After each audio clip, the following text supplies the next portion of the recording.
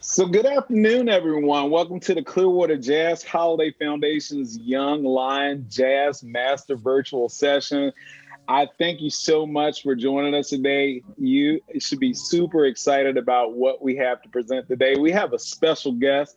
He's not a surprise guest. He's been with us here at Clearwater Jazz for a while. He's done plenty of different sessions. We have none other than Brandon Robertson. And he's going to be talking. His topic today is constructing harmonic bass lines. We thank you, Brandon, for being with us today. It is such a pleasure.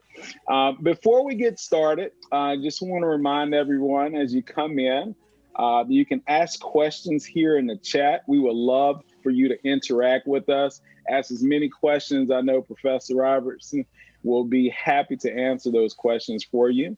And this is going to be recorded. Please feel free to join in with us. Just to tell you about Brandon's past sessions, here's just a couple of titles. Where do I begin as a professional musician? I know that was a good one. Raise the bar, preparation for performance. How to develop melodic bass lines, tempos, and styles. How to develop endurance during a performance. Think like a horn player, a bass perspective. I love that. I'm a horn player. I know that was a great one. Creating new music composition in charts. Practicing for 2 hours a day. How many of us can say that we do that? Know your worth, negotiating the gig. That's so very important. And just to tell you a little bit about his bio, I mean, it's a long bio. He's a very accomplished bass player and an educator. But here it is. He's an Emmy-nominated music director, professor of upright electric bass composer. He's a music educator, originally from none other than Tampa, Florida. Go Bucks.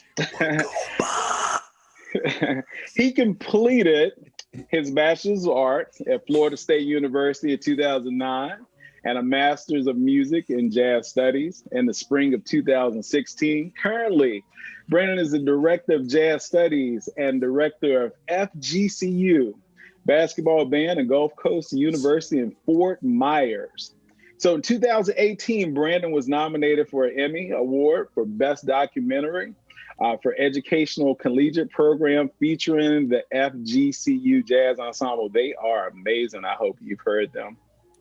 As a prominent band leader, Brandon has taken his band on multiple national tours, headlining at some of the top jazz venues in the country. Just to add to his impressive resume, Brandon has performed with notable acts such as the world famous, get this, Count Basie Orchestra led by director Scotty Barnhart. Vocalist Carmen Bradford. I love that performance that I saw you guys in New Orleans. That was amazing. Jason Marcellus, Marcus Roberts, Marty Morrell, and Wyclef Gordon. What an amazing resume. So, and here's the last thing. Brandon, he recently released his first debut album entitled Based on a True Story. And that was fall of 2019.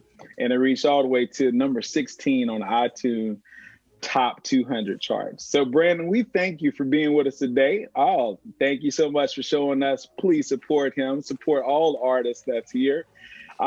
Let's go ahead and you take it away. Let's go for it, Brandon. Okay, so first off, I am humbled to have received an introductory from the great Michael. I mean, goodness gracious. Thank you so much. The man. And of course, to the Clearwater Jazz Holiday Foundation. I absolutely love you guys and I love what y'all do. And you guys know that anytime y'all ring me, I am here because I definitely like supporting you all. So for today's session, for everyone who's going to be watching this later, I am going to talk about constructing harmonic bass lines. Now, I've covered melodic. Now, there's a difference between harmonic and melodic. So when we're thinking melodic, you're thinking more of actual musical continuity within the structure of the bass line. So your bass lines can almost sound or can be perceived as a melody. But in the most part, the bass player is here to just hold down the foundation under the band. And so harmonically, our job is to make sure that we construct cohesive bass lines that not only outline the changes, but it kind of creates a musical roadmap for the soloist. So in the event, which I have been in plenty of situations like this, in the event that A, there's no pianist on the gig, which I've done this, or B, you're in a rhythm section that might have a weaker player on piano, then you would want to make sure that harmonically you are outlining the correct changes. Now, I'm going to show everybody this book that I currently have had a lot of my current students here at FGCU purchase. It's a mandatory book that they have to purchase. And it's this book by Stephen Mooney, and it's entitled Constructing Walking Bass Lines in the Blues in 12 Keys. This is an excellent, excellent book. I will provide resources for this for you all that you can look back up later. But this book, this is what we're going to talk about today. Now, in this book, it goes through all 12 keys of the blues. And what I found is that young musicians, particularly young bass players, don't know the blues. I have been to so many different high schools all around the state, done master classes and clinics. And the very first thing I do is I'll invite the rhythm section up to come play for me. I'll say, let me get the rhythm section to come play. Let's do an F blues. You would be surprised how many bass players I've heard that cannot walk an F blues, right? So what I started to think about is, harmonically, what am I listening for? So they're playing a lot of major sevenths on dominant chords.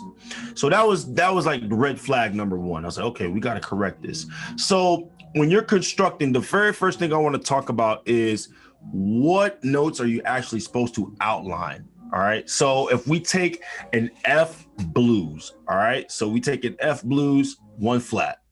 All right. And if we take an F7 chord, which will be a dominant chord, so we take the four notes in that chord, F, A natural, C natural, E flat, which will be your flat 7, right? So when I tell my bass students, I say to them, I said, now, what scale would this derive from? Now, not that would be the main focus, but it is important to know. So most of my students won't know. They'll just say, well, I've learned a major scale. So I said, okay, you now know about 85% of the information on this chord that you need to outline. So you know that when you saw this chord, it's F7, you're like, well, I know a major scale. So you know F major. And they're like, yeah, well, we know F major. Okay, you know F major, 7. So now when you see this chord, the only note you're going to change or alter is that last note, which is the 7th. You're going to lower it down a half step. That's it.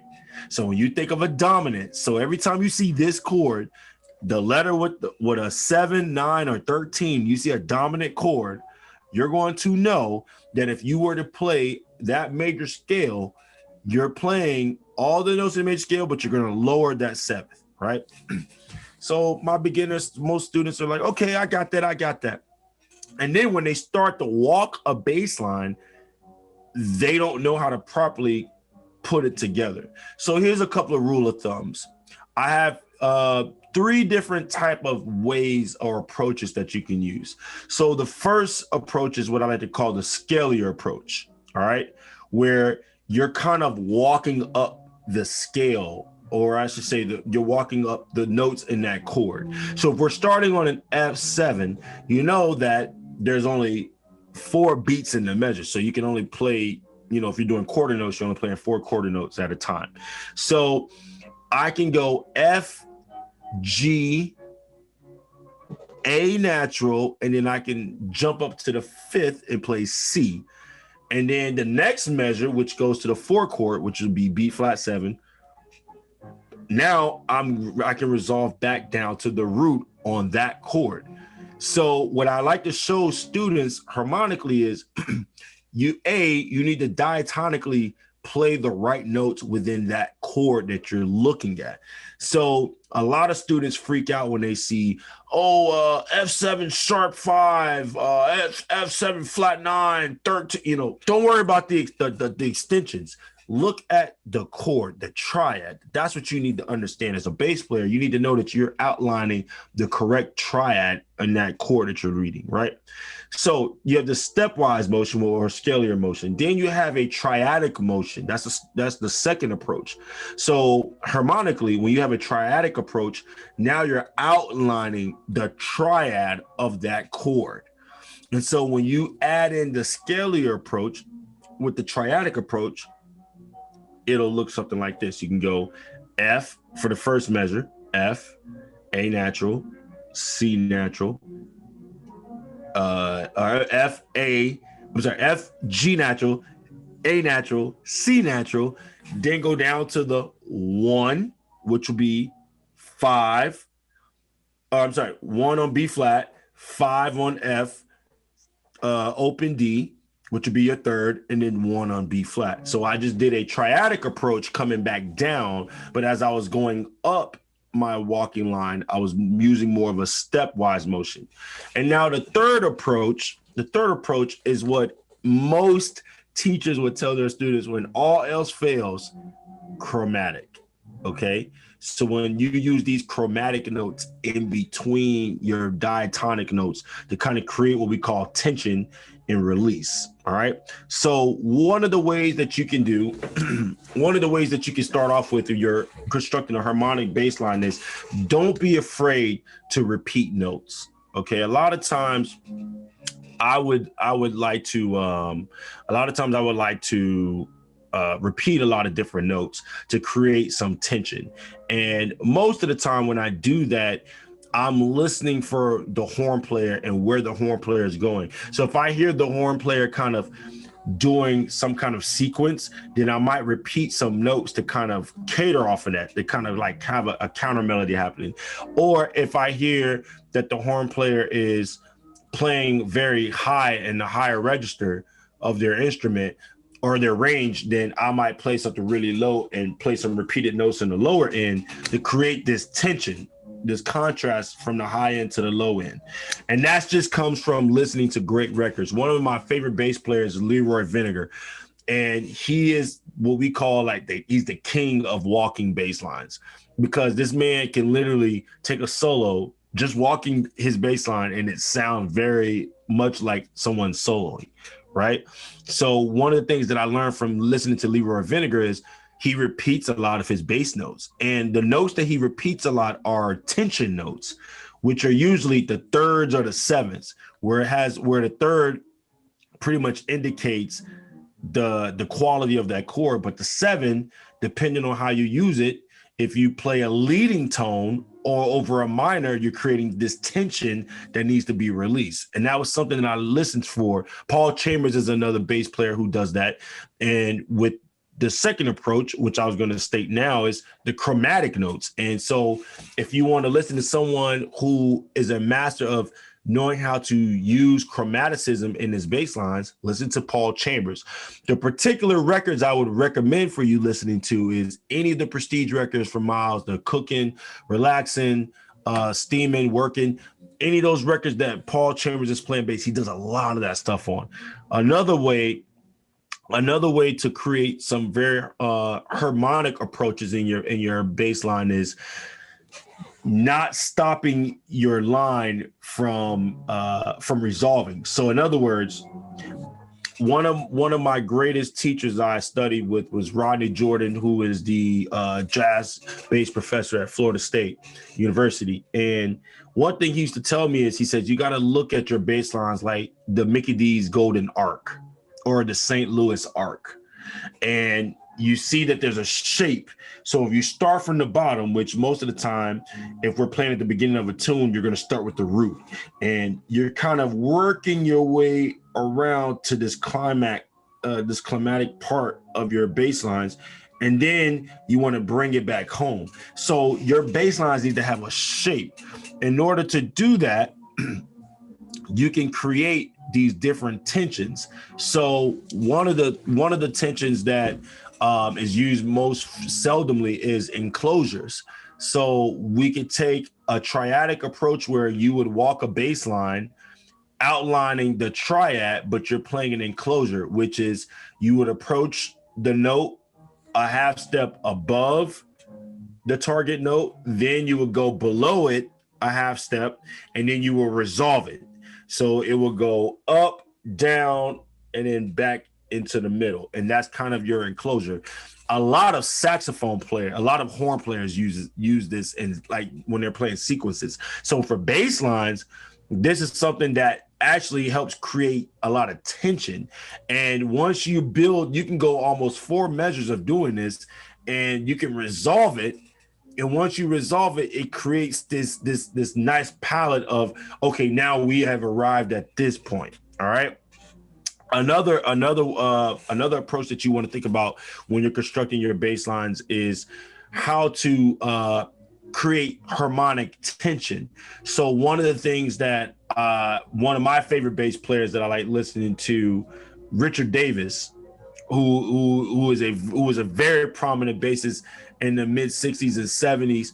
Richard Davis and Reggie Workman. The two of them are known for playing over the bar line. So what I mean by that is if they're walking a bass line, sometimes they will hit beat 4 in their bass line and hold that note over one beat.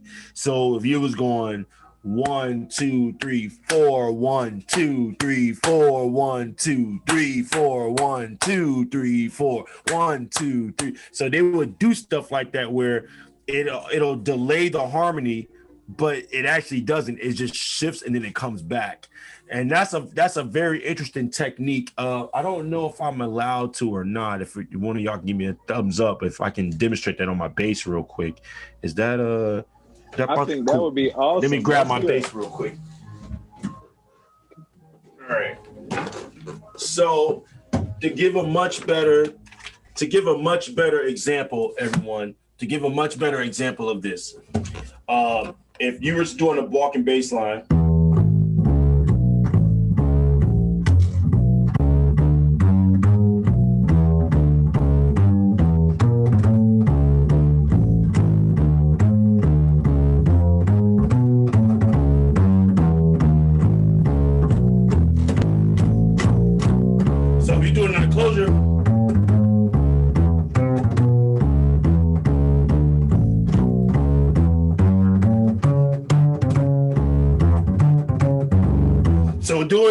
doing these different enclosures, that creates this harmonic tension. And what I was describing earlier about playing over the bar, this is where it would have this sort of kind of harmonic delay. So something like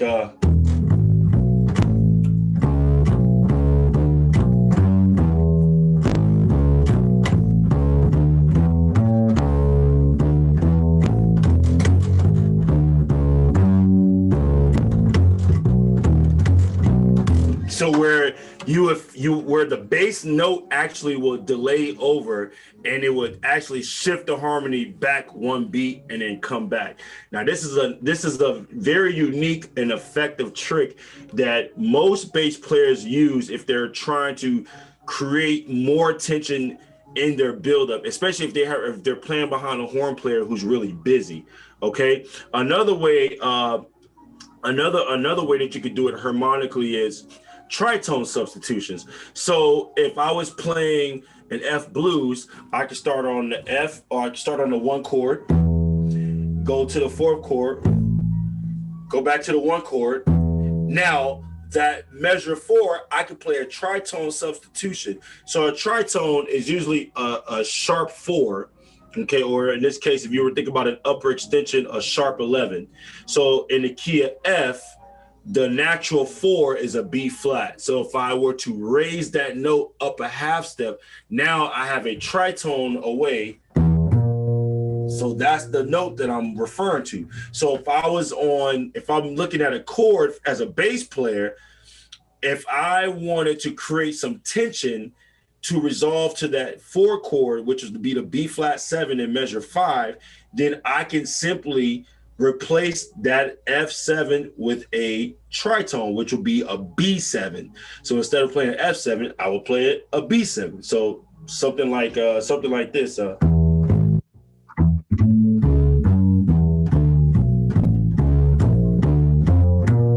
So now you have this, which now that B7 is a half step above the resolving chord. So as a bass player, once you start to learn and understand resolution, that was the biggest keyword that my teacher would make me memorize when it came to my bass lines, is your bass lines have to have resolutions. So whatever you walk, however you do it, it has to resolve, okay?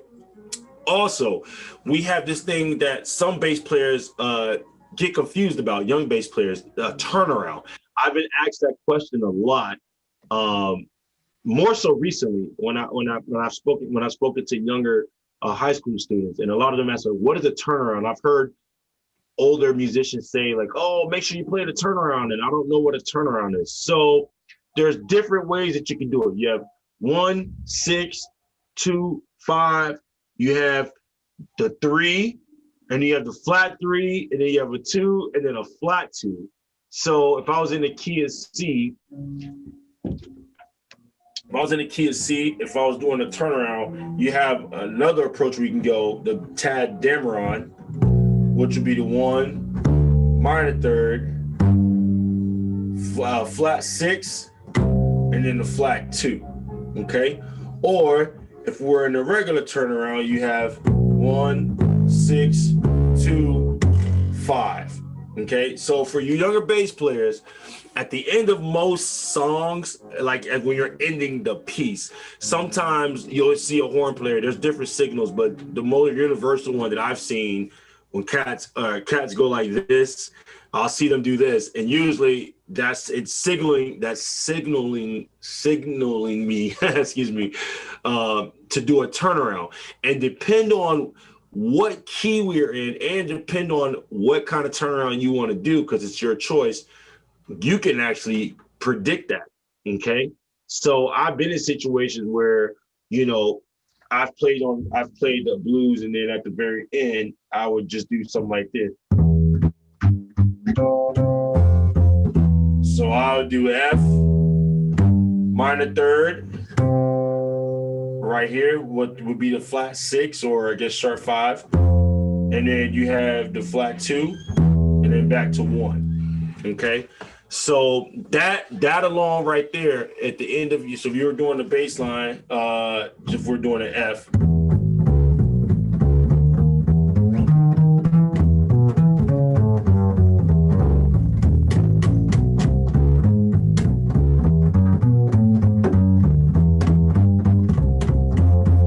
So that's another way to create a quick turnaround. And let me go back earlier, what I was speaking about earlier, since I have my bass with me, talking about repeated notes. So sometimes you could do something like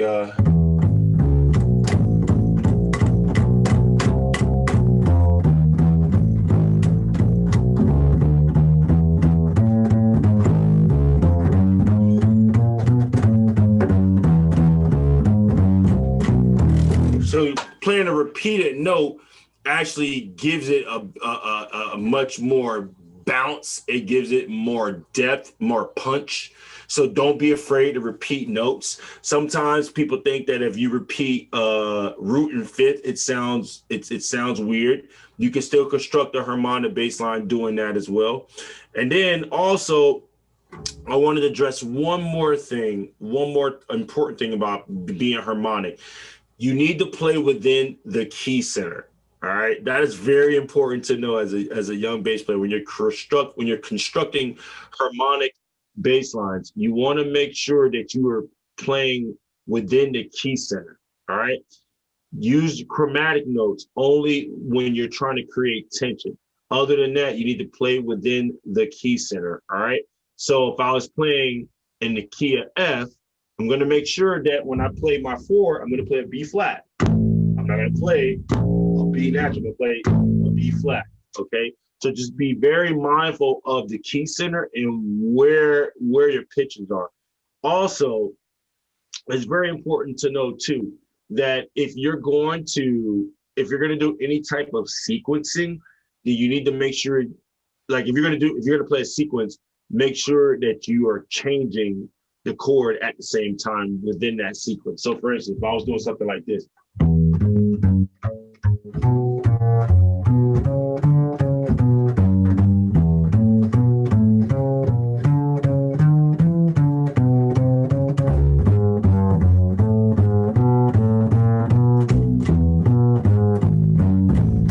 So I try to make sure, like, if I'm going to do any type of sequence, if I'm going to repeat that same sequence, that I'm changing with it, I'm playing it within the chord center, and I'm not just playing the same like scale degrees, because they're going to change because each chord change. So just make sure that if you're going to do sequences or patterns or anything, that you are alternating and changing through it. My best advice, and this is the most common question, is how do I create really good harmonic bass lines? Transcribe and listen to any and all great bass players. Leroy Vinegar will always be my first choice when it comes to walking bass lines. Sam Jones, our good friend, I saw a video of him playing the other day with Duke. John Lamb, saw this awesome video of him playing with Duke back in like 1969. It was great. I'm gonna try to see if I can get that video to him. But there's of course, Paul Chambers. He's another go-to. Another bass player that a lot of people don't really check out is Larry Grenadier, who plays with Brad Mehldau.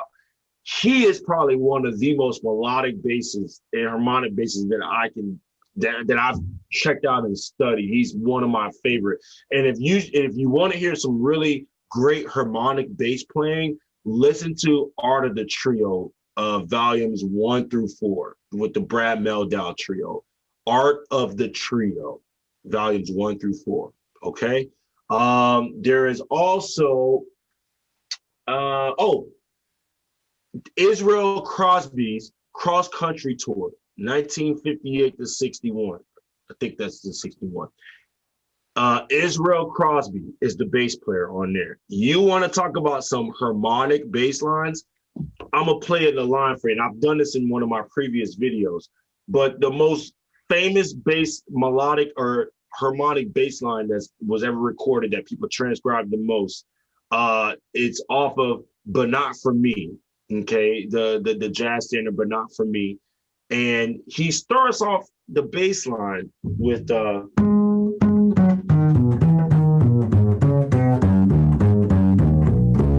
Now, that chord itself is a C13 chord.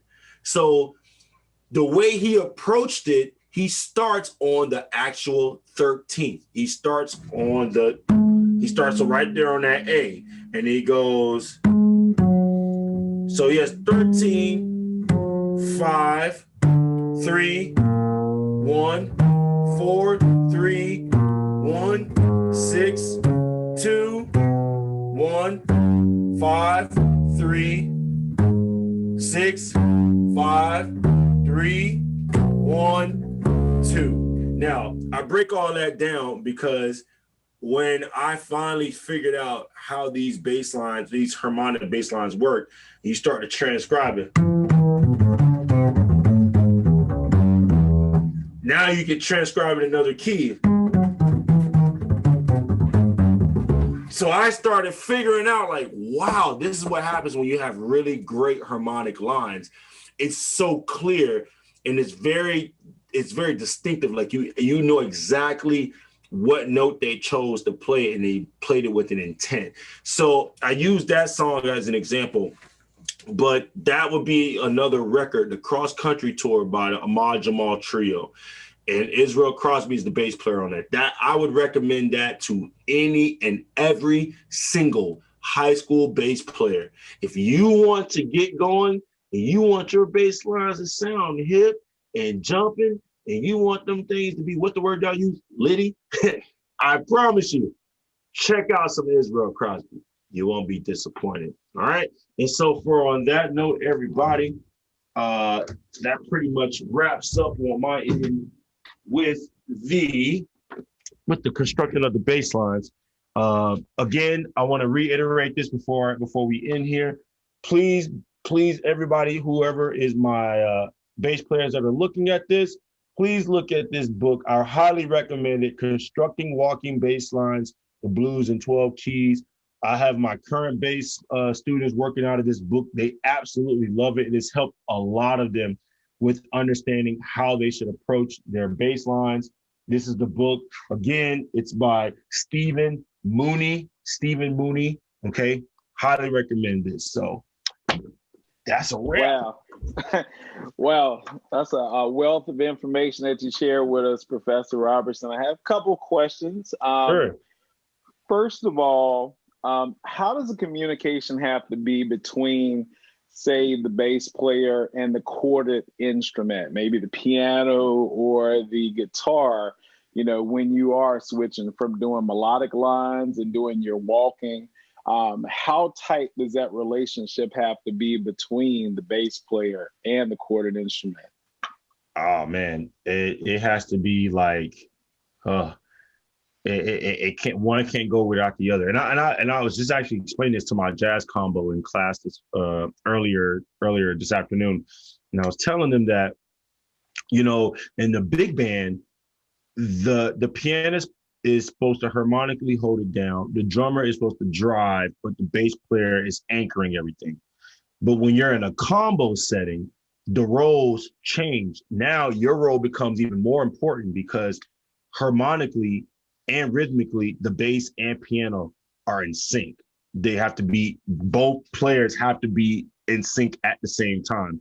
And now when you add a guitarist in this, now it even has to be even more in sync because now you have three chordal instruments, three stronger instruments that harmonically can function the same. A guitar and a piano are probably way more commonly in terms of the way they approach their sound, because we all know that the piano is a strong instrument. So if you hit the chord, if you hit the actual keys, you're hitting a string, so it's going to create this chordal sound. If you strum a guitar, you're going to get the same thing. You also can get the same thing playing double bass, right?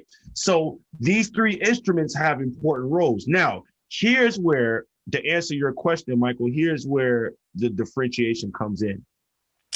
If you have a quartet rhythm section, so everybody, what I'm referring to is a pianist, drummer, bassist, and a guitarist, or a vibraphonist, because I've seen vibes be part of the rhythm section as well.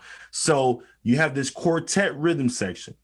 Somebody has to take the leading harmonic role, and then everybody else has to take the rhythmic role. So most of the time, if you're playing something, let's say at a faster tempo, you're going to get more drive from your guitar player, because they're able to strum a certain way to keep the pulse there. Because the piano player, when you're playing something really fast, if you notice, pianists just kind of get in and out. They're comping, right? But let's say if you slow it down, now the piano player can take that role, because now they can fill more space than the guitar player can do in that open amount of time when the tempo is slower. But then let's say that you don't have a guitarist and it's just the bass player and the pianist. Well, then now both bass and piano have to play the roles equally. It's just a matter of, in the context of what's happening in the music, either the drummer is going to spearhead it because they're kind of getting more interactive with the soloist, or the bass player. It goes back and forth. Or the drummer, the pianist, or the bass player. It goes back and forth. So to answer your question, yes, they all have to be really in sync with each other. And it is just as important harmonically for them to know what's going on and be on the same page. Okay. That was an awesome answer. I think we have one more question here. You mentioned great bass players, from Ron Carter to Paul Chambers. who would you recommend listening to far as like who are the up and coming bass players, like younger guys, somebody who's modern that's on the scene right now? Oh man, there's a bunch of cats. Well, I'll just name some of the guys that like I know personally, like who are my friends, and I know they're out there. One of them is Barry Stevenson. Barry is a dear, really close friend of mine. We went to FSU together. Barry's a Florida boy as well. Lived some time in New Orleans, and he currently lives in New York. Barry has played with everybody: Freddie Cole, Jasmine Horn, TaylorIxby. I mean, he's played with everybody. He's the same. He's a year younger than me. He just came out with an album called The Iconiclist, which has gotten several huge reviews. He even got a downbeat review for that, so I'm proud of him for that. Let me see, Cochran Holt, who is the bassist for Kenny Garrett. He's a great friend of mine as well. He has an album that just came out, I think a year and a half ago, called The Mecca. Cochran is also from West Ghana, so his album sounds more like a world music record versus a jazz record, and he's a different type of bass player because he comes from DC, so he has a lot of the go-go music influence in his playing, and it's so prevalent. Like you could just tell, like he's a very strong rhythmic bass player. So Cochran Holt's another cat. Alexander Claffey plays with Kirk Rosenwinkel. He's probably one of my favorite young bassists. He's a young cat out of New York. Again, also has played with everybody because he's just there. And Alex is a great cat. Russell Hall is actually another Floridian who is doing huge. He plays with Emmett Cohen and Kyle Poole in their trio. I'm trying to think of. There's so many of them. there's just so many great bass. Oh, Dan Chimmy, man. I just met him. Dan is amazing. He's a young case. Dan's like 24, 23, 24. He's a crazy good bass player. Very melodic bass player. Trying to think who else. There's a lot of cats, man. It's a lot of. There's a lot of cats. Those are the ones that just kind of came off top of my. Oh, yeah. Amina Scott. Let me not leave out Amina. That is my homegirl for life. Amina plays with Nicholas Payton. She's played with Robert Glasper. She's played with Dee Dee Bridgewater. She's the bassist in the New Orleans Jazz Orchestra. She's the current bassist in the Nojo band. I don't know if you remember, Michael. I don't know if you remember seeing a female bassist playing at the Gen Conference, but that was her. That's Amina. That's Amina. Awesome. Yeah. And I made mention of that because I know sometimes we always mention the greats, and I know when we're talking about listening regiments, we have to make sure we go to the standards. Sure. And see how this stage was set.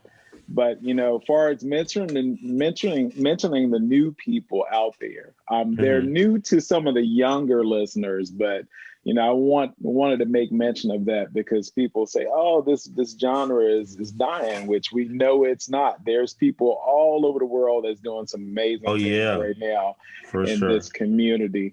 So I thank you so much for just giving us all this great information.